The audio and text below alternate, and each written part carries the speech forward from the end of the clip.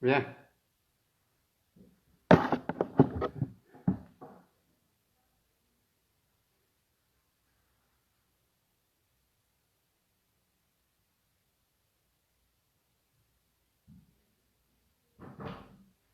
C'est verrouillé. Il est déroulé, non?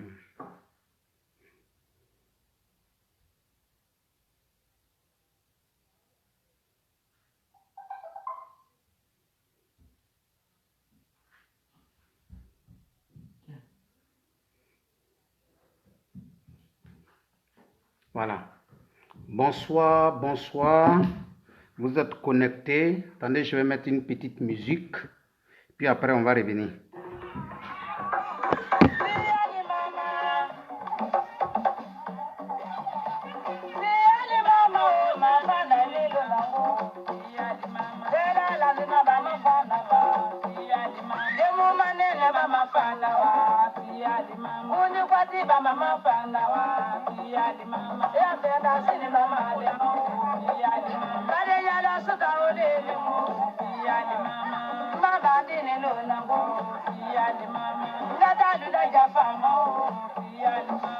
Mama joli ye mɔgɔ ye, fiyali mama. Ibala bija ye mɔgɔ ye, fiyali mama. Iladiya ɲɛmɔgɔ olu ye nka, fiyali mama. I ka mɔ kɔkɔlɔ y'i ta kɛ, fiyali mama. I ka se mɔɔ ma la file ma, fiyali mama. A ka mɔ jɛnɛ dɔ y'i ye nka, fiyali mama. Iladiya ɲɛmɔgɔ olu ye nin ko, mɔna la mɔgɔ le mama fanda ye denw na ko, fiyali mama. I ka diya mi ye ma fa o la, fiyali mama.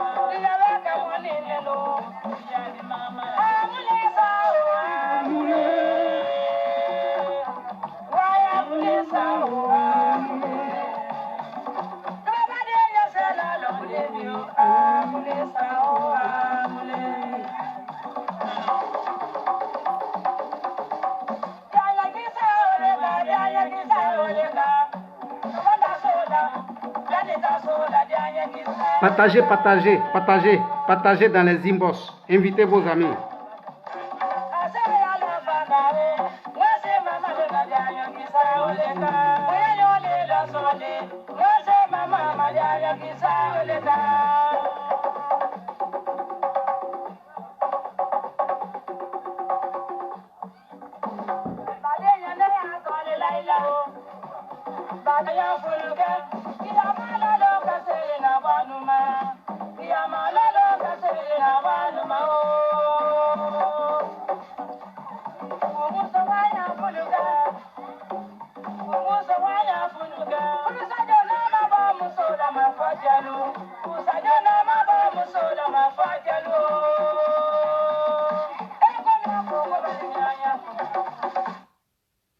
Voilà.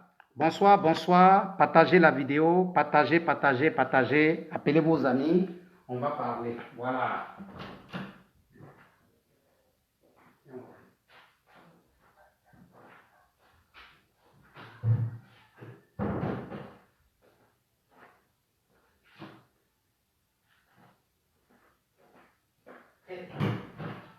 Donne-moi une vérité, ça.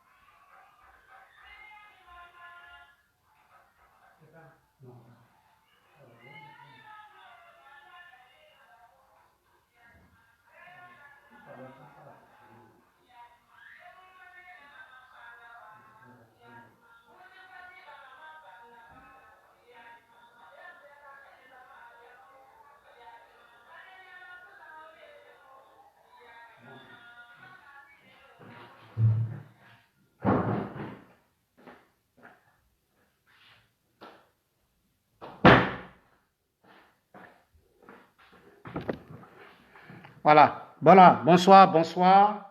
c'est votre frère encore, le Zoulou de Bogota. Voilà, je suis devant vous ici ce soir parce que j'ai reçu des vidéos.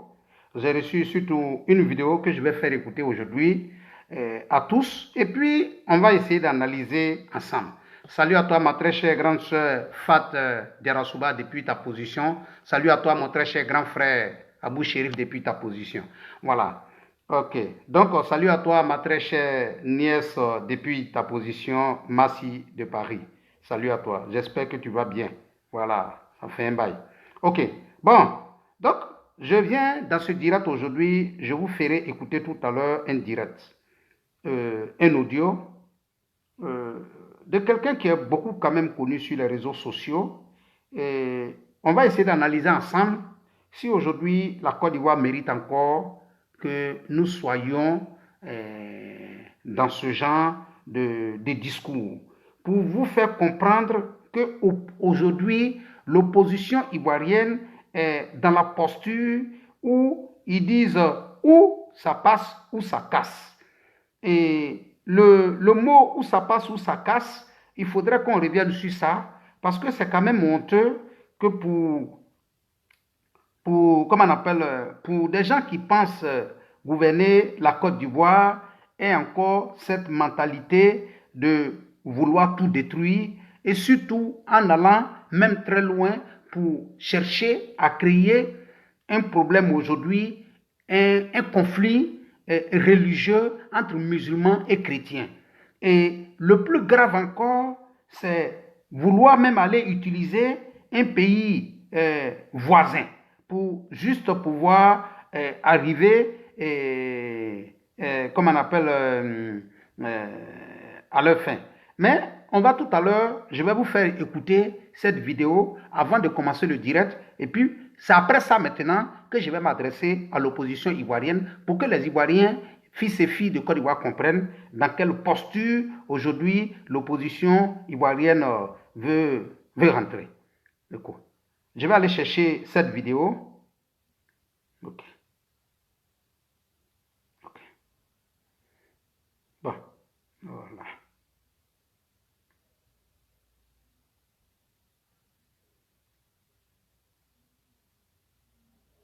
Ok. Salut à toi, ma très chère sœur Awa et Adjanour.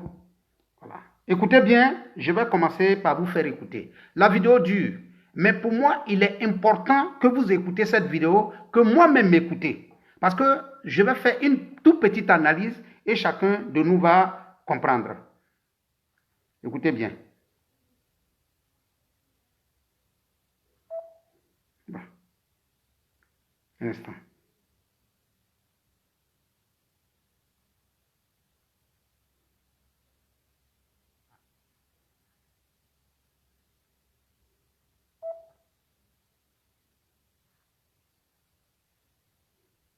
Guerre contre Guillaume Soro.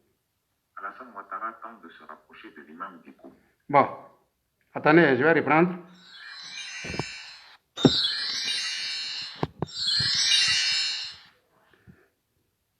Guerre contre Guillaume Soro.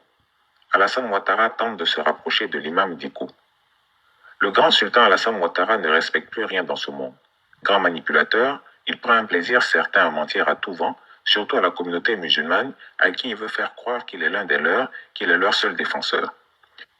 Ce discours n'est pas neuf, puisqu'il a été l'un des arguments de sa conquête politique. On ne veut pas que je sois président parce que je suis musulman et du Nord. Ce discours nocif a semé les germes de la division et de la fracture entre les Ivoiriens. Cela a causé l'un des conflits les plus graves que notre pays ait connus depuis son accession à l'indépendance. Aujourd'hui, au moment où il est sur la sellette, que ses soutiens se raréfient, que son entourage est de plus en plus clairsemé, que son RHDP est réduit au RDR minimal, il sent que sa capacité de survie dépendra de son aptitude à réunir autour de lui une base solide. Et la base qu'il a choisi de consolider est la base musulmane. Retour à la vieille recette des années 90 qui a failli brûler la Côte d'Ivoire et dont nous ressentons les effets encore aujourd'hui. Avec le départ de Guillaume Soro, Marcel Amontano, Daniel Kablan-Duncan, il a commencé à développer un discours identitaire et ethno-religieux au sein de la communauté musulmane. Le discours qui est actuellement tenu aux imams est simple. Il faut que nous, les musulmans, soyons solidaires entre nous. Pour notre survie, il est hors de question de laisser le pouvoir aux autres. Les autres entendaient par là les non-musulmans, et Alassane Ouattara de leur décrire avec force détail les pires châtiments qui leur seraient appliqués au cas où ils venaient à perdre le pouvoir. Le Nord musulman doit se mobiliser pour sa survie, exige-t-il. Évoque-t-on le nom de Guillaume Soro comme fils du Nord, qu'Alassane Ouattara s'énerve et menace. Pas question de laisser Guillaume Soro accéder au pouvoir, argumente-t-il. Ce dernier veut vendre le pouvoir musulman aux Kafri comme il veut vendre le Nord aux Ivoiritaires antinordistes. Pourtant, la réalité est tout autre. Alassane Draman Ouattara est loin d'être un bon musulman. C'est un musulman de cérémonie. Grand amateur de bon vin, il possède une cave dans laquelle sont collectionnés les meilleurs crus des vignobles européens. Il raffole également des côtelettes de porc qu'il aime déguster les dimanches en famille. Tous ses cuisiniers le savent, tous ses visiteurs réguliers le savent également. Ils ont commencé à trouver la cave, ils ont commencé à boire beaucoup d'alcool, ils étaient sous. Pour lui, la religion n'est qu'un instrument pour fidéliser autour de lui un vivier électoral qu'il entretient à coups de frayeur. Récemment encore, il vient d'en faire la démonstration. Après le renversement d'Ibeka et la victoire du M5 RFP, Alassane Ouattara a pris peur, et pour cause. Il ne s'était pas imaginé une telle issue pour son allié, lui qui a acheminé armes et munitions pour plonger le Mali dans un bain de sang. Si au Mali, en 5 mois de crise, on a dénombré 23 morts, en Côte d'Ivoire, en 10 jours de manifestations, ce sont bien 26 cadavres que les organisations des droits de l'homme ont répertoriés. Dès lors, il n'a pu ignorer que la chute du régime malien est due à l'action déterminée d'un homme, l'imam Mahmoud Dicko, influent guide religieux. Il a automatiquement cherché à être connecté à cet homme. Se faisant passer pour un fervent musulman, Alassane Ouattara a envoyé des émissaires auprès de l'imam Dicko pour le solliciter pour des prières et des invocations, des zikrs et des doigts à son profit. C'était une opération de charme, vu le récent discours de fermeté de l'imam Dicko en direction des chefs d'État de la CEDEAO, qui manœuvrent pour affaiblir le Mali via des sanctions économiques et financières. L'imam a publiquement appelé la colère divine sur ceux qui s'agitent dans l'ombre pour faire sombrer le Mali. Moi, je le dirais très sincèrement et je veux que le message leur arrive. Ceux qui s'apprêtent à punir et à sanctionner le peuple martyr du Mali. Bon, chers frères, vous écoutez bien ce message. Écoutez bien ce message. Vous vous rendez compte du mensonge dans lequel se trouve cette opposition. Il y a quelques semaines de cela, c'est eux qui disaient sur les réseaux sociaux que Alassane Draman Ouattara et Ahmed Bakayoko sont en train d'envoyer des armes au Mali pour donner à Ibeka pour assassiner les Maliens, pour tuer les Maliens. Quelques semaines plus tard, après l'arrestation de Ibeka, celui-même qui était l'adversaire, celui-même qui était le chef de file de cette opposition-là, c'est encore les mêmes qui vont se retourner pour dire que Alassane Ouattara a cherché à rentrer en contact avec cette personne pour pouvoir faire des prières à son nom. Ça veut dire qu'aujourd'hui, l'opposition est dans une posture aujourd'hui. Coûte que coûte, profiter, coûte que coûte, créer une guerre civile en Côte d'Ivoire. Coûte que coûte, même s'il faut que les musulmans et les chrétiens s'attaquent pour se tuer, l'opposition ivoirienne aujourd'hui veut rentrer forcément dans cette démarche-là. Voilà pourquoi ils se sont réjouis de ce qui s'était passé au Mali la dernière fois. Parce que nous allons partir plus loin. Vous allez écouter la vidéo et vous allez comprendre des choses qu'eux-mêmes ils ont dit ici. Écoutez bien. Ok. Ne quittez pas. On va repartir. Ceux qui le feront, ils seront châtiés par le bon Dieu. On comprend donc qu'Alassane Ouattara ait été complètement sonné quand il a appris que l'influent guide religieux avait reçu un émissaire de Guillaume Soro, en l'occurrence le député Cess Soukou Mohamed Ibn Souk, pour contrer son opposant politique et éviter qu'il soit connecté à l'imam Dicko. Bon, regardez par exemple.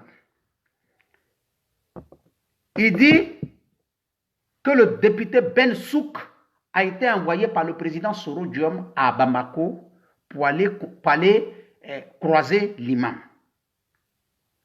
Nous sommes en Côte d'Ivoire. Au Sénégal, il y a des opposants. En Guinée, il y a des opposants. Partout, il y a des opposants. Vous envoyez quelqu'un pour aller contacter quelqu'un, pour aller saluer quelqu'un. Est-ce que l'imam Dicko a gagné les élections démocratiquement au Mali? Ce qui s'est passé au Mali, là, les États-Unis, l'ONU, la CEDEAO, le président français, tout le monde a reconnu que ce qui s'est passé au Mali était un coup d'État. Aujourd'hui, la posture dans laquelle vous vous mettez, vous voulez qu'il y ait forcément un affrontement entre musulmans et chrétiens en Côte d'Ivoire. Vous voulez qu'en Côte d'Ivoire, il y ait un affrontement musulman et chrétien. Mais sachez une chose, Dieu ne vous donnera pas cette possibilité. Dieu ne vous donnera pas cette possibilité. Dieu ne vous donnera pas cette possibilité. Parce que la Côte d'Ivoire revient de loin.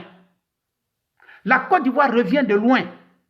Si vous pensez que c'est au Mali, vous allez partir vous asseoir. Je vais interpeller le peuple malien aujourd'hui. Je vais interpeller mes frères et sœurs maliens. Mettez-vous une chose dans la tête.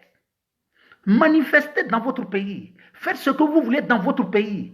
Mais je vais vous dire, si vous voulez que le Mali ait la paix, si vous voulez que le peuple malien ait la paix, n'acceptez jamais que quelqu'un d'un autre pays puisse venir utiliser votre peuple afin de détruire son pays.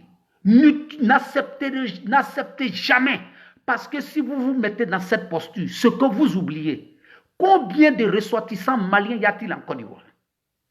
Si vous soutenez des opposants en Côte d'Ivoire afin de déstabiliser la Côte d'Ivoire, sachez bel et bien une chose, les premiers qui vont payer cher et même très cher, ça sera les ressortissants maliens en Côte d'Ivoire. Le Mali et la Côte d'Ivoire ont une amitié très très profonde. Combien de Maliens ont participé, ont contribué au développement de la Côte d'Ivoire? Combien de Maliens sont commerçants en Côte d'Ivoire? Comment le rapport entre le Mali et la Côte d'Ivoire au niveau du commerce est aussi développé? Donc n'acceptez pas, menez votre combat, vous peuple malien, mais n'acceptez pas qu'une opposition tente de vous utiliser afin de pouvoir déstabiliser son pays, parce que les retombées seront très très graves pour le Mali, chers frères. Les retombées seront très très graves pour le Mali. On va véhiculer cet audio-là pour que ça arrive dans les oreilles de l'imam Dicko, pour qu'il comprenne qu'il y a une partie de l'opposition aujourd'hui en Côte d'Ivoire qui est en train de manipuler et de mentir sur lui. Parce que je suis convaincu d'une chose. En tant qu'homme de Dieu, l'imam Dicko n'acceptera pas d'être manipulé par des politiciens qui sont assoiffés de pouvoir. La Côte d'Ivoire revient de loin. La Côte d'Ivoire revient de loin. Je m'adresse ici au peuple malien. Chers frères, peuple malien, retenez tout simplement une chose. N'acceptez pas d'être utilisé par des personnes qui sont assoiffées de pouvoir, qui veulent utiliser votre combat noble que vous avez mené dans votre pays, afin de détruire la Côte d'Ivoire. Mais je vous le dis, si vous permettez cela, les premiers qui vont payer, parce que je vous le dis et je vous le répète, de 2000 jusqu'en 2010, assez de Maliens ont payé le fait qu'il s'appelait Traoré, le fait qu'il s'appelait Koulibaly, le fait qu'il s'appelait Kouyaté, le fait qu'il s'appelait Touré, le fait qu'il s'appelait Sanogo. Beaucoup de Maliens qui n'avaient rien à voir dans la politique ivoirienne ont payé, alors que vous n'y étiez pour rien.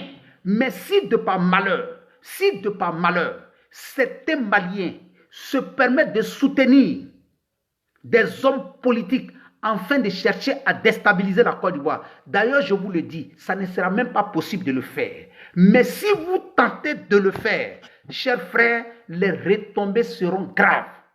Je vous le dis. Parce que je suis convaincu d'une chose. Ce imam Dicko là, ce qu'on est en train d'expliquer ici, je suis convaincu d'une chose. C'est faux et c'est archi faux. C'est faux et c'est archi faux. Je ne peux jamais accepter que, sinon je ne peux jamais croire qu'un homme de Dieu que des Maliens soutiennent des gens qui veulent aller déstabiliser la Côte d'Ivoire là où les hommes les plus riches du Mali ont eu la possibilité de commencer leurs activités en Côte d'Ivoire. Si tu vas aujourd'hui au Mali, la plupart des Maliens qui ont eu la possibilité mais qui ne sont pas venus en Europe, le premier choix des Maliens hier pour aller se chercher dans un pays africain, c'était la Côte d'Ivoire. Le premier choix des Maliens dans les années 60, dans les années 70, dans les années 80, quand nous on était jeunes, c'était la Côte d'Ivoire. Accepteriez-vous de détruire ce pays? Accompagnerez-vous des hommes politiques assoiffés de pouvoir qui veulent coûte que coûte détruire le pays en passant par le Mali? Je ne pense pas que vous, peuple malien, vous allez accepter cela. Et vous devez encore aller plus loin. Les hommes politiques en Côte d'Ivoire qui font semblant d'aller vous soutenir dans le combat que vous avez mené, chers frères, refoulez-les. Refoulez-les de votre territoire. Demandez-les de retourner. Refoulez-les de votre territoire, chers Maliens. De la manière, vous avez chassé Ibeka hier. De la manière, vous vous êtes mobilisés hier. Quand Moussa Traoré ne se comportait pas bien. De la manière, vous vous êtes mobilisés hier contre Toumani Touré. Faites la même chose contre tout homme politique ivoirien qui va chercher à vous approcher pour vous soutenir, faire semblant. Parce que hier, quand vous étiez en train de mener le combat, ils ne sont pas allés. Je vous le dis, que vous retenez ça. Mettez-vous ça dans la tête. Voilà. Jeunesse ivoirienne, je vais m'adresser aujourd'hui à vous. Vous voyez aujourd'hui, on a souvent vu sur les réseaux sociaux, les enfants de tel ministre sont à l'aéroport, ils sont en train de partir à Paris. Les enfants de tel ministre sont à l'aéroport, ils sont en train de partir aux États-Unis. Les enfants de tel ministre sont à l'aéroport, ils sont en train de partir en Espagne. Mes chers frères, ce que je vais vous dire, les mêmes chefs de l'opposition, allez-y voir chez eux à la maison, si vous allez trouver leurs enfants à la maison chez eux. Les mêmes opposants qui vous disent que les ministres, là, que leurs enfants sont en train de sortir du pays, là, les mêmes opposants, là, leurs enfants ne sont pas en Côte d'Ivoire. Les mêmes opposants, là, leurs enfants ne sont pas en Côte d'Ivoire. Les mêmes opposants, là, leurs enfants ont les passeports diplomatiques.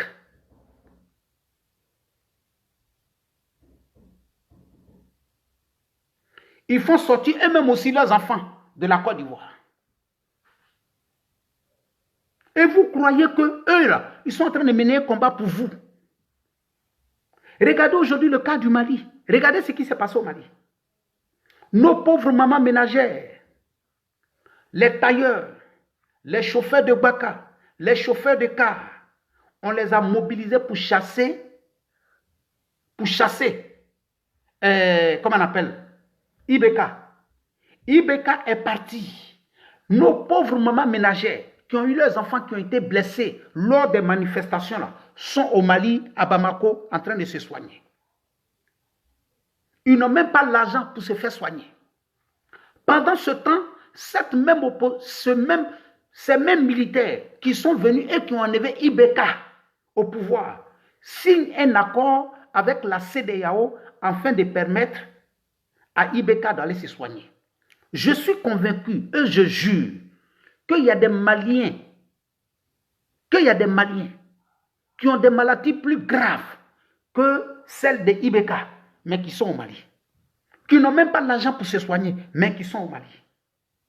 Ça veut dire que vous, là, on vous a poussé hier pour vous dire que Ibeka, là, il n'est pas bon. Vous êtes partis les soutenir. On a enlevé Ibeka. Les mêmes sont allés signer des accords avec la CEDEAO pour que Ibeka sorte du Mali pour aller se soigner. Oui. Les mêmes sont allés signer un accord. Et pour autant, ils ne devaient pas laisser Ibeka sortir. Mais ils ont laissé Ibeka sortir. Ça veut dire que vous, là, on vous utilise comme des instruments pour obtenir. Une fois qu'ils ont obtenu, là, leur problème, là, ce n'était pas Ibeka. Leur problème, là, ce n'était pas d'arrêter Ibeka et puis le mettre en prison parce qu'il a détourné l'argent. Leur problème, là, ce n'était pas de mettre Ibeka devant les faits. Non. Leur problème, là, c'était de faire en sorte que Ibeka parte. C'est la place où Ibeka était assis, là, le fauteuil, là, c'est ce qu'eux, ils voulaient. Donc, du coup, là, tout ce que Ibeka a fait avant, là, tout ce que vous, peuple malien, avez reproché à Ibeka, là, pour eux, là, ce n'est pas important. Pour eux, là, ce n'est pas important. Voilà pourquoi ils ont signé un accord pour que Ibeka aille se faire soigner. C'est la même chose aujourd'hui en Côte d'Ivoire. Les enfants, on vous demande d'aller lutter pour une constitution. Là. Ceux qui vous demandent de sortir, là, demandez-leur où sont leurs enfants. La plupart de ceux qui vont faire les conférences pour vous dire de sortir pour aller défendre la constitution, là, leurs enfants sont en Europe ici. La plupart de ceux qui vous disent d'aller défendre la constitution, là, leurs enfants sont en Europe ici. Leurs enfants sont dans les grandes écoles. Aujourd'hui, la Macron est en train de parler de tout ce que l'école française va faire. Tous ceux qui sont assis sur les réseaux sociaux pour vous demander de sortir dans les rues, là, leurs enfants, là, on est en train d'améliorer leurs conditions de vie. Macron est en train de dire hier que quand leurs enfants vont partir à l'école à Paris, là, leurs enfants vont partir à l'école en France ici, là, déjeuner, on va les donner. À midi, là, ils vont manger. Quand ils sont malades, là, on les soigne gratuitement. Quand ils sont malades, là, on va les soigner gratuitement. Leurs parents ne payent pas de livres. Alors que vous, en Côte d'Ivoire, là, vos parents sont obligés d'aller s'asseoir sous le soleil de 40 grades, 40 degrés, pour griller à locaux, dans la chaleur. Parfois même, elles se brûlent avec l'huile dans locaux. Vos parents sont obligés de porter des assiettes de 15 kilos de fruits et de verdure pendant toute une journée, en train de marcher sous le soleil pour aller payer vos livres pour vous envoyer à l'école. Et demain, il y a des gens qui viennent vous asseoir, vous dire, ne partez pas à l'école. Allez-y défendre la Constitution. Pourtant, c'est eux là, les hommes politiques là, qui ont encore eux-mêmes signé hier, demandé aux Ivoiriens d'aller voter cette même Constitution. Mais vous, on vous demande de sortir.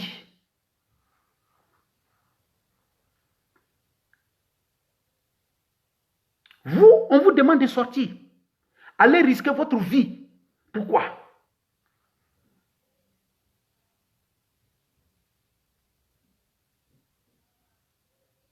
Regardez aujourd'hui, la même opposition qui est en train de parler. On vous demande aujourd'hui de sortir pour défendre la constitution ivoirienne. Mais hier, là, quand nous étions sur les réseaux sociaux, et qu'on était en train de parler de la souffrance de certains Ivoiriens qui n'avaient pas de toit pour dormir, quand on était en train de parler hier, quand il y a eu l'alluvion en Côte d'Ivoire, et que des Ivoiriens avaient perdu leur maison, donnez-moi le nom d'un membre de l'opposant, des opposants, là, ceux qui parlent aujourd'hui, là. S'il y a quelqu'un qui allait donner un coup de main à ces personnes. Quand la famille Boundi a été jetée dehors, pendant des mois et des mois qu'ils étaient dehors, que nous, on était sur les réseaux sociaux en train de dénoncer. Ces opposants qui parlent aujourd'hui, là, il y a quelqu'un qui allait donner un coup de main à la famille Boundi. Il y a quelqu'un qui allait donner un coup de main à la famille Boundi. Il n'y a pas quelqu'un qui allait donner un coup de main à la famille Boundi. Mais ce qu'ils savent faire, c'est de vous demander d'aller... La constitution, là, quand vous allez marcher, là, c'est pour eux leurs intérêts. Parce que c'est leurs intérêts. Voilà pourquoi. Mais pendant ce temps où vous, on vous demande de sortir, là, pour aller manifester, pour aller vous faire matraquer, là, pour aller vous faire chicoter, là, leurs enfants sont assis à la maison. Oui. Les enfants sont assis à la maison.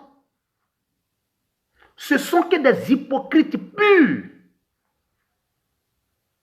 Ce sont que des gens qui ne pensent qu'à la violence pour pouvoir arriver au pouvoir. Aujourd'hui, l'opposition ivoirienne a compris une chose claire et nette. En voulant passer par les urnes, ils ne peuvent pas gagner les élections. En voulant utiliser les urnes, là, il ne faut pas gagner les élections. Du coup, tout ce qu'ils peuvent imaginer, c'est d'envoyer le pays vers le chaos. C'est tout. Aujourd'hui, mais regardez aujourd'hui, vous criez, vous sautez derrière Macron. Le jour où Macron dit un petit discours qui va en faveur, à leur faveur seulement, c'est fini. Macron devient l'homme chose. On commence à partager. Mais quand Macron reçoit Alassane Ouattara, Macron devient le diable. Macron devient celui qui a créé tout en Côte d'Ivoire. Macron est celui qui est en train de vendre la Côte d'Ivoire. Mais, excusez-moi, mais vous n'avez pas honte? Vous n'avez pas honte? Jusqu'à même les journalistes français disent que vous écrivez à Macron. Mais Macron n'a pas le temps de lire vos livres, là, vos lectures, vos livres là, de comment on appelle là, vos lettres de 50 pages là. Macron n'a pas le temps pour ça. Macron a autre problème. La France actuellement là, le cas de coronavirus aujourd'hui là, en France là, ça a augmenté. Donc vous pensez que Macron va laisser tout ça là pour dire que lui il est en train de s'occuper de vous, vos problèmes? Macron n'a pas le temps pour ça.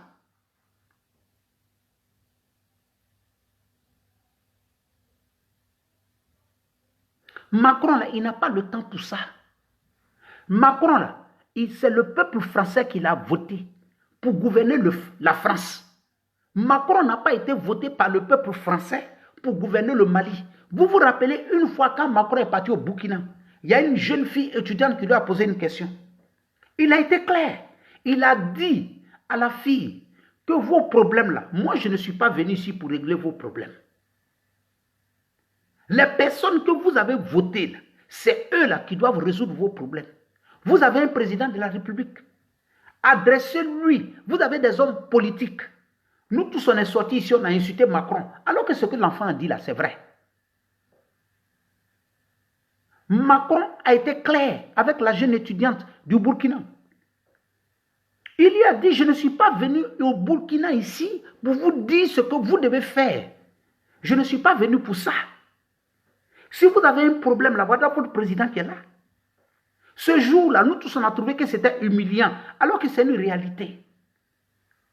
Mais tout ça là, c'est le travail des opposants en Afrique.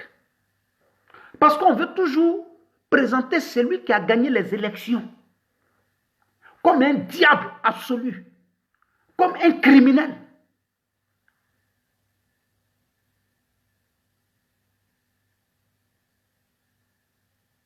On veut toujours présenter celui que le peuple a voté comme un criminel.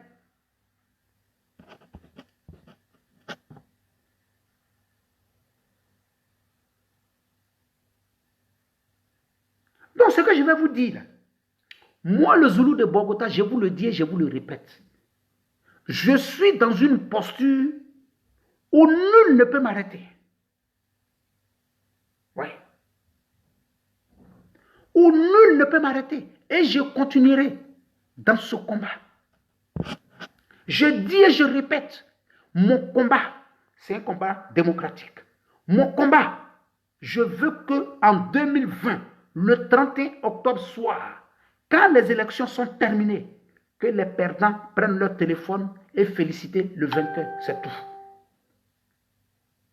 Des opposants qui sont là, des opposants qui sont là, qui ne s'attaquent qu'à tout le monde.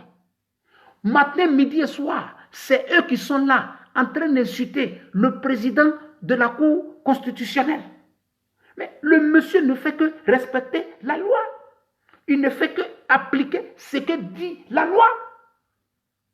Vous l'insultez, vous le traitez de tous les mots. Mais par rapport à quoi? Mais quand vous pensez que vous voulez diriger une nation, le minimum, c'est quand même avoir du respect pour les institutions. Le président de la Cour constitutionnelle a quoi dedans? Les candidatures qui peuvent être acceptées selon la loi seront acceptées. Les candidatures qui ne peuvent pas être acceptées selon la loi de notre pays ne seront pas acceptées.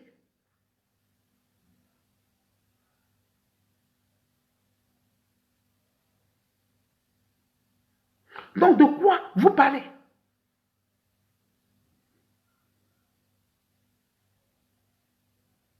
Quand je vois des gens qui parlent, mais je ne sais même pas de quoi vous êtes en train de parler. Je dis et je répète, vous pouvez faire tout ce que vous voulez. Mais les lois seront appliquées, claires et nettes. La loi, c'est la loi. À un certain moment, il faut avoir le courage de se regarder dans les yeux et se dire la vérité.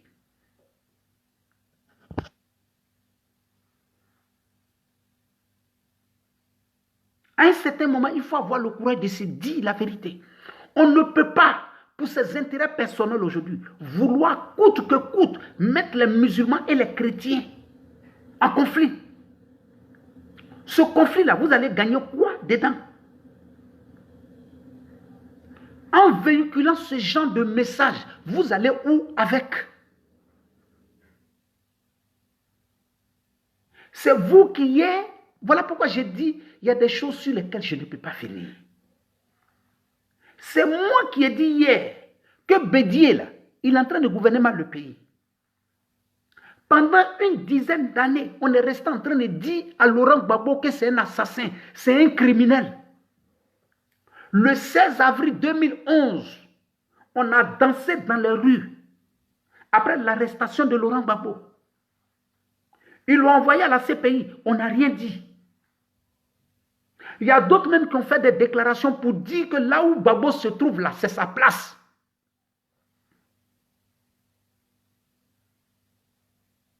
Il y a d'autres même qui ont témoigné que c'est un assassin, c'est un criminel.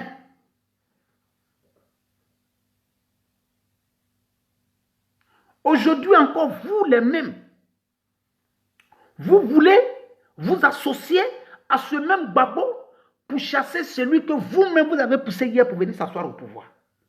Bon, dites-moi en âme et conscience, quel est l'objectif de cette démarche?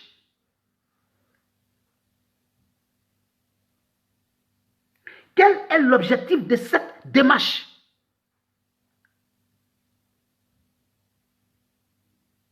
Des gens qui hier ont dansé, des hommes politiques hier qui étaient là, et puis on a pris Laurent Gbagbo à Korogo pour l'envoyer à la CPI. Des gens qui, il y a 2 ans de cela, étaient en train de dire que Laurent Gbagbo doit rester à la CPI.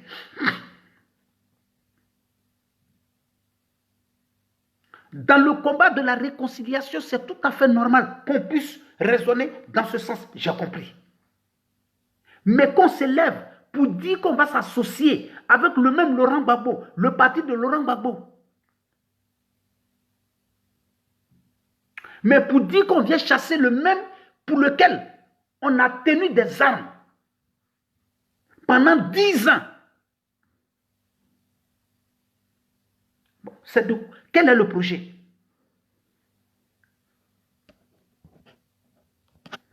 Quel est le projet? Sincèrement.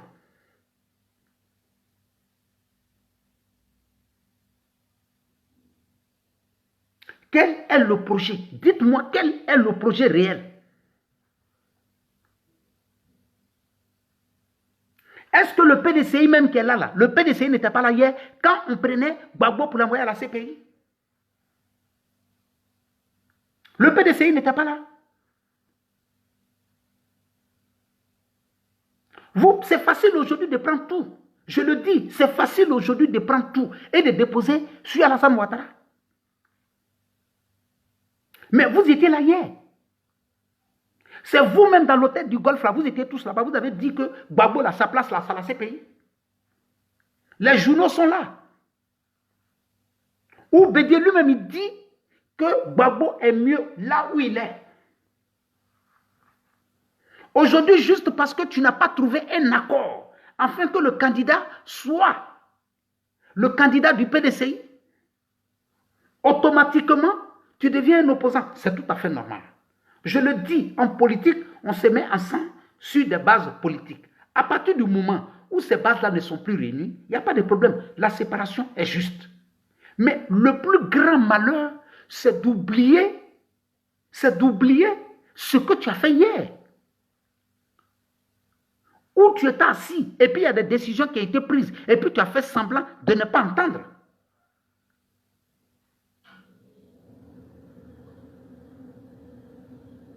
Et aujourd'hui, vous ne voulez pas qu'on parle de ça. Je l'ai dit hier dans mon direct. Je le répète encore pour que ça rentre à vos oreilles. Si la politique de l'opposition, c'est de faire en sorte que les Ivoiriens aillent voter, et puis qu'ils battent aux unes Alassane Dramane Ouattara, il n'y a pas de problème. Alassane Ouattara, il n'y a pas de problème. Mais si de par malheur, vous avez un plan B, où vous pensez que coûte, vous allez utiliser la force, les armes, pour pouvoir le faire partie, chers frères, vous serez tous arrêtés un à un. Je vous le dis en même temps. Je vous le dis en même temps. Vous serez tous arrêtés. Parce que où je suis là, je ne parle pas, mais je suis un sachant. Oui.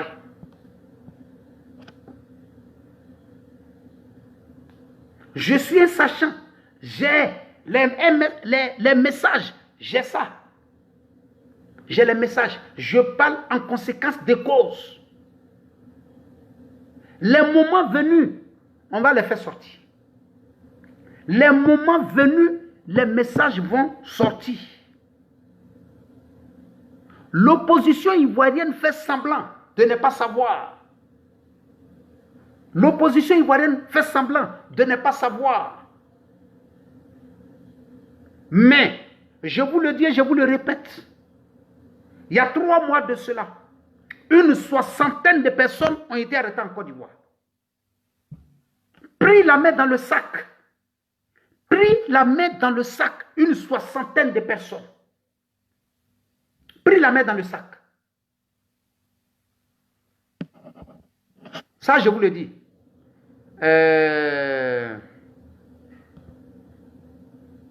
Gbagbo, bon, il faudrait que vos injures bizarres là, allez-y faire ça sur d'autres directs, s'il vous plaît. Je ne suis pas ici pour parler de ça. Voilà. Voilà. Je ne suis pas ici pour répondre aux questions. Si je suis devenu Brice Lay, je suis devenu Johnny Pacheco, chacun est libre d'analyser ce qu'il veut. Seulement que ce que je vous dis, et je vous le répète, que l'opposition ivoirienne, si elle veut prendre ses responsabilités et puis diriger des manifestations démocratiques, qu'elle le fasse. Mais si de par hasard, vous pensez que c'est en utilisant des jeunes afin de créer le désordre dans le pays et profiter de ça pour prendre le pouvoir, chers frères, je vous le dis, ça n'ira nulle part. Les Ivoiriens n'accepteront pas. Les coups d'État ne marcheront plus. Aucun militaire aujourd'hui en Côte d'Ivoire, que ce soit des pro-Gbagbo qui est normal, que ce soit pro-RHDP, que ce soit pro-Alassane Ouattara, personne aujourd'hui ne veut un coup d'État en Côte d'Ivoire. Les militaires ivoiriens sont fatigués. Personne ne veut la guerre en Côte d'Ivoire. Les Ivoiriens sont fatigués. Les militants des partis politiques sont fatigués. S'il y a des gens peut-être qui ne sont pas fatigués, c'est les dirigeants de partis politiques. Parce que de toutes les façons, ils savent en âme et conscience que les enfants ne seront pas en Côte d'Ivoire. Ils savent que les enfants ne seront pas en Côte d'Ivoire. Mais les pauvres enfants de nos mamans commerçantes, de nos mamans comment on appelle, commerçantes, de nos frères transporteurs, commerçants, seront là. Et c'est eux qui vont prendre les pots cassés. Donc je vous le dis, je vous le répète, chers frères, Ivoiriens et Ivoiriennes, n'écoutez pas ces plaisantins qui sont en Europe ici et qui vous demandent de sortir par les marchés. Regardez votre avenir. Vous avez un choix aujourd'hui à faire.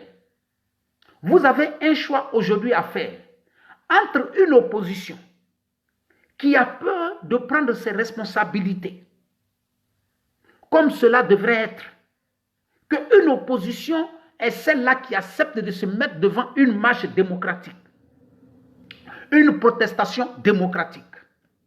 Mais malheureusement, en Côte d'Ivoire, nous avons une opposition qui pense qu'il faut utiliser les jeunes gens, qui dans la réalité ne savent même pas pourquoi ils vont marcher. Qui dans la réalité ne savent même pas pourquoi ils vont marcher, mais seulement qu'ils doivent sortir pour marcher. Je vous le dis, n'acceptez pas pour rien au monde de suivre cette opposition-là tant qu'eux-mêmes ne prennent pas les devants de la chose. Ils se fatiguent aujourd'hui, ils encouragent ce qui s'est passé au Mali. Mais ce qu'ils oublient de vous dire, qu'au Mali, là, ceux qui étaient les chefs de l'opposition là étaient devant les protestations. Par contre, eux, ils se cachent dans leur maison à Cocody. Regardez bien, quand on marche là, c'est dans les quartiers bidonvilles, là, les gens marchent. Les quartiers où ils sont là, ça ne marche pas là-bas. Parce que leurs enfants là, restent à la maison. Quand ils savent que vous devez marcher la semaine prochaine, là, ils envoient la servante. Elle s'en va payer tout ce qui peut leur servir pour venir déposer à la maison. Ils ont les congélateurs, ils ont les frigos, ils peuvent mettre tout dedans. Ils ont les terrains de football, ils ont piscine là-bas. C'est-à-dire que pendant que on est en train de vous matraquer sous le soleil, là, leurs enfants sont dans la piscine dans leur cour là-bas. Leurs enfants sont dans la piscine dans leur cour.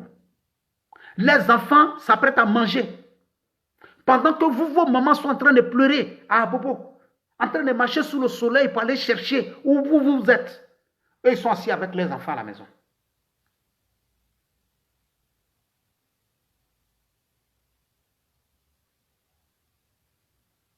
C'est simple. On dit, allons voter. Tu n'aimes pas Alassane Ouattara. Ton candidat que tu aimes là, il faut écrire son nom. Tu n'aimes pas Soro Diom, ton candidat que tu aimes là, il faut écrire son nom. C'est simple. Si maintenant l'opposition ivoirienne ne veut pas ça, c'est qu'elle a un autre plan. Elle a un autre plan. Et ce autre plan-là n'est que la déstabilisation du pays. Et aucun Ivoirien n'acceptera de vous suivre dans ça. Bon, excusez-moi, hein, je vais avertir quelqu'un ici. Gbagbo, je ne vais pas dire le nom, mais je te donne un dernier avertissement. La prochaine fois que tu vas insulter la maman de quelqu'un sur ce direct, je te bloque. D'ailleurs, même c'est bon comme ça. Je vais te bloquer directement et puis c'est fini. Parce que... Voilà.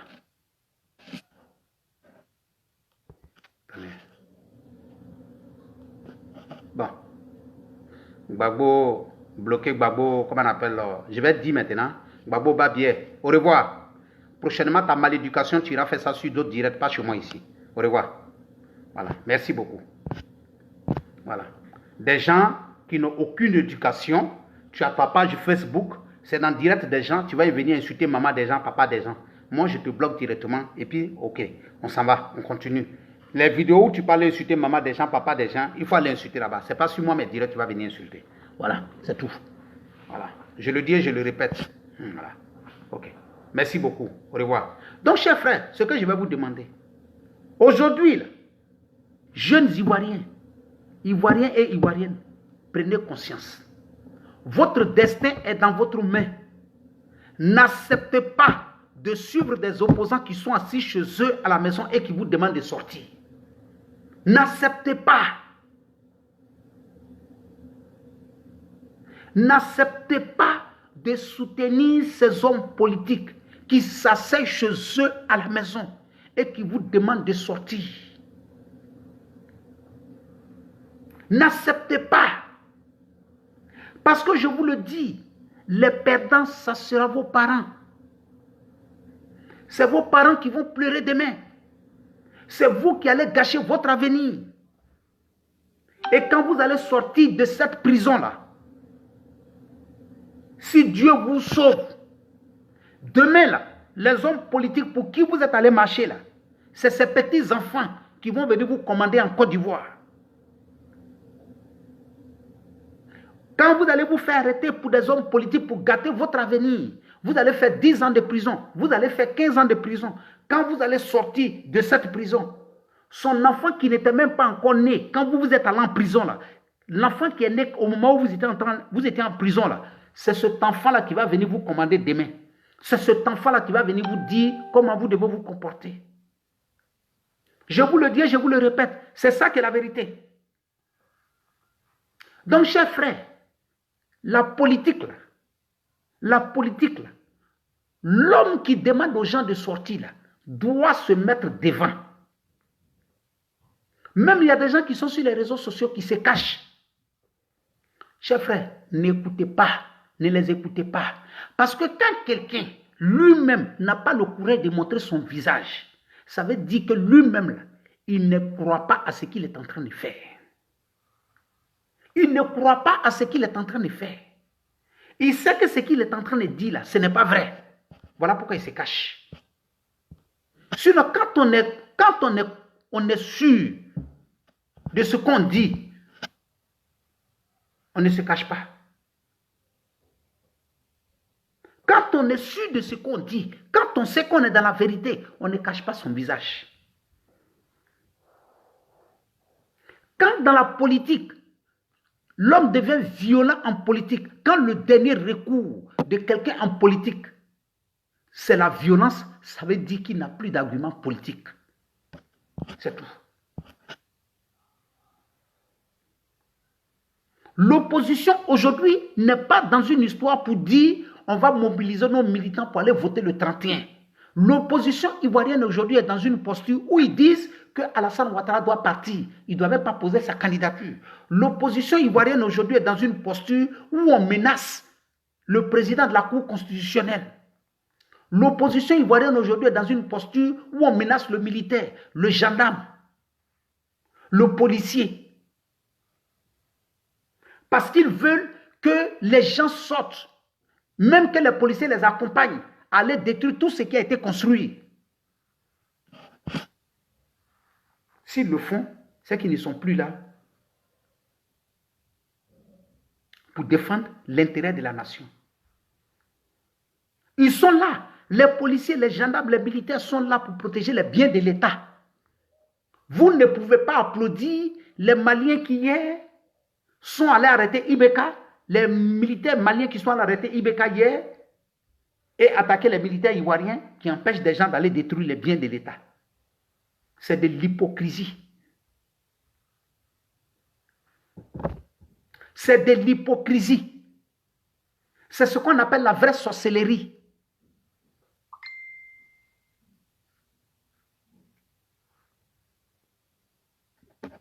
C'est ce qu'on appelle la vraie sorcellerie.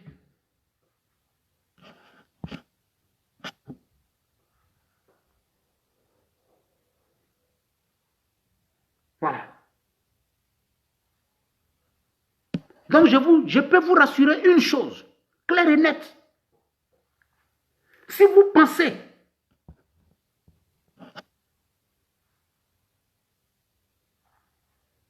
IB émergent, Zoulou, pourquoi tu le bloques? Bon, voilà quelqu'un, tu me poses la question de savoir pourquoi je bloque quelqu'un. Mais attends mon frère, c'est ta page. Tu es un juge. Même si toi-même je décide, si tu te comportes mal, tu viens insulter maman de quelqu'un si je te bloque. Pourquoi tu le bloques? C'est ta page. C'est ta page. Tu viens sur la page de quelqu'un, tu lui poses la question pourquoi il bloque quelqu'un. C'est quoi ta page? Moi, je ne vous comprends pas. C'est vous qui avez toujours raison. Tu viens, quelqu'un vient insulter la maman de quelqu'un sur mes réseaux sociaux, il ne fait rien. Si ce n'est pas pour insulter, Babier, et puis je vais le laisser sur ma page. Je l'élimine. Parce que je ne suis pas mal éduqué comme toi. Je ne suis pas insolent comme toi. Parce que quelqu'un qui insiste, quelqu'un qui est en train d'insulter la maman de quelqu'un d'autre, ça veut dire qu'il ne respecte pas sa propre mère à la maison.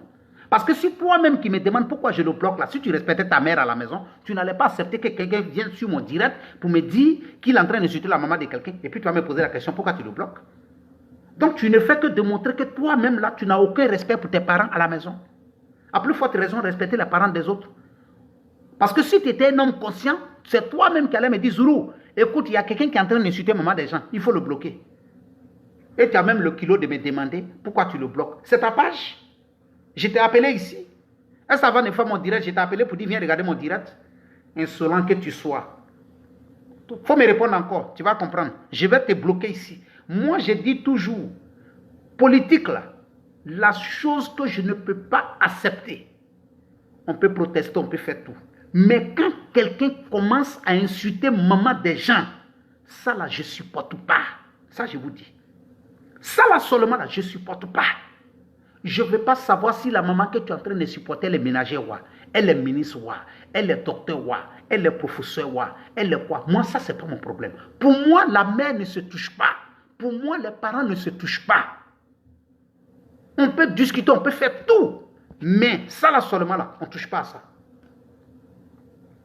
Ça là, on ne touche pas à ça. Pour moi, là, la mère, là, elle est sacrée. De la manière ta maman est sacrée pour toi, là, mets dans ta tête que c'est comme ça, la maman de Pierre est sacrée pour lui. De la manière ta mère est sacrée pour toi, là, c'est de la même manière la maman de Safi est sacrée pour Safi. Donc ça ne se touche pas. Donc celui qui vient dans mes directs, une fois que ça reste entre vous, il n'y a pas de problème. Mais quand ça va dans les injures qui vont toucher maman ou bien papa, ça là je ne supporte pas. Et je ne m'arrête pas sur ça. Clair et net. Oui. Voilà. Je le dis en même temps, je vous le dis. Répète, clair. Dites ce que vous voulez. C'est normal, il n'y a pas de problème. Mais quand ça touche la maman, c'est fini. Je ne laisse pas. Donc ce que je vais vous dire ici, mettez-vous une chose dans la tête. Chers opposants, vous voulez arriver au pouvoir, les urnes sont là. Chers opposants, vous voulez arriver au pouvoir, apprenez vous-même d'abord à l'opposition à respecter les institutions. C'est clair.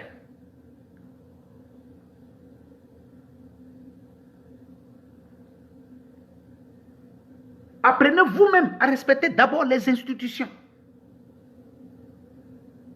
Mais si vous-même qui êtes à l'opposition, vous ne respectez pas les lois, ça veut dire que déjà même à l'opposition, si vous ne respectez pas les lois même qui sont là, ça veut dire que demain là, vous allez devenir pire que ceux qui sont là. Ça veut dire que vous-même, vous allez devenir pire que ceux qui sont là. Voilà. Et ce n'est pas un débat. Je vous le dis, et ça ne change pas. C'est clair. Voilà.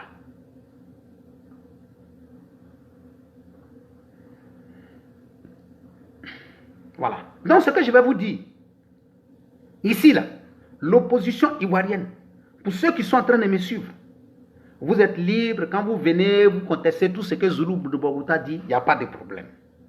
Vous pouvez vous attaquer entre vous, il n'y a pas de problème. Marina. Il faut m'écrire en inbox, écris-moi un message et puis je vais te faire signe. Marina, écris-moi en inbox. Donc, ce que je vais vous dire ici, l'opposition ivoirienne aujourd'hui, chers frères, je vous le dis, l'opposition ivoirienne aujourd'hui, tout seul, s'est fait mal tout seul. Que ce soit devant l'opinion nationale et l'opinion internationale, l'opposition ivoirienne elle-même s'est fait mal. Elle-même, elle s'est détruite. Elle-même, elle a tout gâté. Elle-même, elle a démontré aux yeux de l'opinion internationale qu'ils sont dans un combat aujourd'hui qui peut créer un conflit communautaire. Un conflit communautaire. Et l'opinion internationale n'acceptera jamais un homme politique qui va aller gouverner un pays comme la Côte d'Ivoire, qui est aujourd'hui, bizarrement, le seul pays de l'Afrique occidentale qui est stable. Donc l'opinion internationale, l'ONU, quoi que ce soit, le FMI, n'acceptera pas, ne va jamais soutenir un homme politique. Parce qu'aujourd'hui, l'opposition même a compris qu'au niveau du plan international, au plan national, ils ont tout perdu. Ils ont tout perdu. Ils ont tout perdu. Ils ne sont plus crédibles aux yeux de qui que ce soit. Voilà pourquoi, quand Macron parle, on commence à insulter Macron.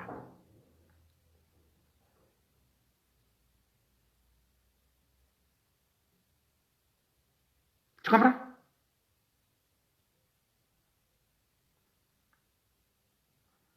Vous voulez un conflit, c'est tout. Et aujourd'hui, là, je vais vous le dire, hein, le conflit que vous voulez créer, là, les chrétiens ont compris, les musulmans ont compris. Le conflit communautaire que vous voulez créer, là, le Guéré a compris, le Wabé a compris, le Yakuba a compris, le Senoufo a compris, le Maouka a compris, l'Ebria a compris, l'Agni a compris. Et aucun Ivoirien n'est prêt à vous suivre dans cette démarche.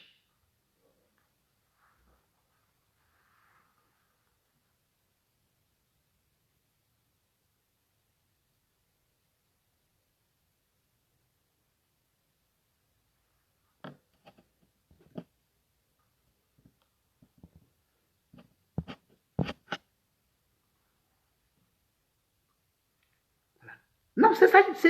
Non, il y a des réalités qui sont là. Il y a des gens aujourd'hui qui sont là, qui ne font que crier. Ils voient. Non, non, non, non, non. Les Ivoiriens sont plus prêts à vous suivre.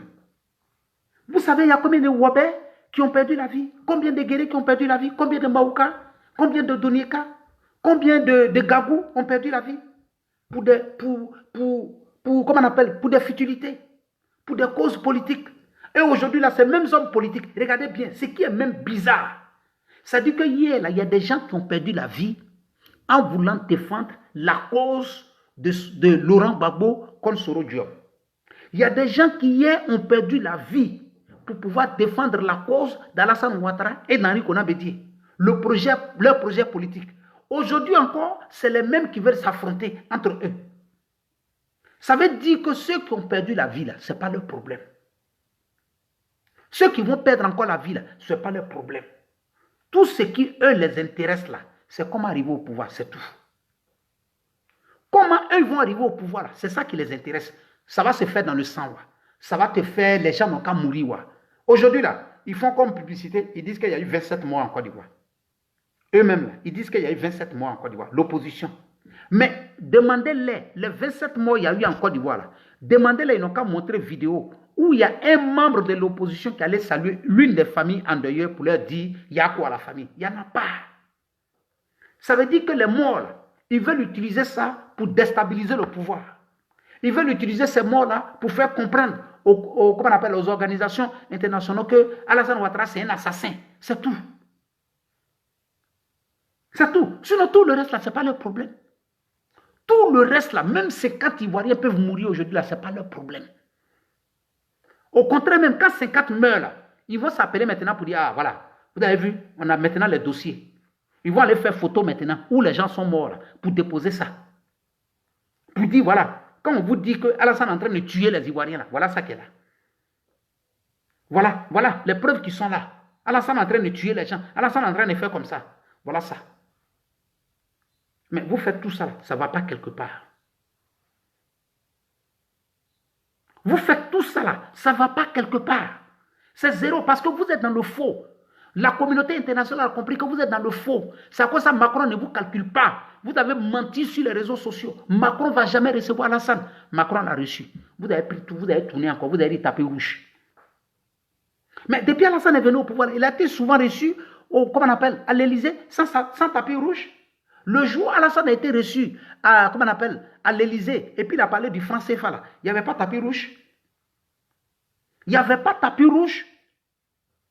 Le jour où il a été reçu à l'Élysée, et puis il a parlé du CFA là, il n'y avait pas tapis rouge.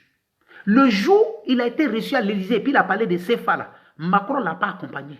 Quand il était en train de parler devant les micros, Macron n'était pas là, alors qu'il était à l'Élysée. Mais aujourd'hui, là, affaire des tapis rouges est devenu autre chose. Aujourd'hui, affaire des tapis rouges est devenu autre chose. Aujourd'hui, là, vous savez ce qu'Alassane et puis Macron se sont dit. Tellement vous êtes dans le mensonge, dans l'hypocrisie. Tellement votre souci, c'est de mentir. Tellement votre souci, c'est de mettre les Ivoiriens les uns contre les autres. Ça va vous amener où? Ça ne va pas vous amener quelque part. Donc, je vous remercie. C'était votre frère, le Zoulou de Bogota. Bonne soirée à chacun d'entre vous. Que Dieu veille sur vous et que Dieu nous protège. Ce qui est sûr, j'ai les vidéos, beaucoup de vidéos, sur lesquelles chaque jour, on va s'asseoir et puis on va parler. Voilà, on va parler. Voilà. Jean-Denis Hachi, tu es devenu Sardina, Yako. Merci beaucoup, mon frère. Je profite même pour te dire en même temps que si tu veux, Si ce n'est pas un problème, rentre dans mon inbox, tu vas m'envoyer ton adresse parce que j'ai tellement reçu beaucoup de sardines que j'en ai beaucoup. Je vais t'envoyer. Voilà. Parce que ça ne me suffit pas. Voilà. J'ai dit ça ne me suffit pas. C'est tellement beaucoup. Si je dois me mettre là à manger sardines tous les jours, vraiment, ça risque de devenir une maladie sur moi. Donc, ce serait quand même gentil de ta part si tu peux m'envoyer ton adresse ou bien m'appeler, me donner ton adresse. Je vais t'envoyer aussi. Voilà. Si peut-être il y a tu connais aussi des personnes qui ont besoin de sardines, qui meurent de faim, il faut envoyer leur adresse. Je vais les appeler, je vais les expédier un peu aussi. Voilà, ce serait très important parce qu'au moins là, je sais que je vais avoir les bénédictions. Voilà. Donc, je vous remercie. C'était votre frère le Zoulou de Bogota. Bonne soirée à chacun d'entre vous. Merci.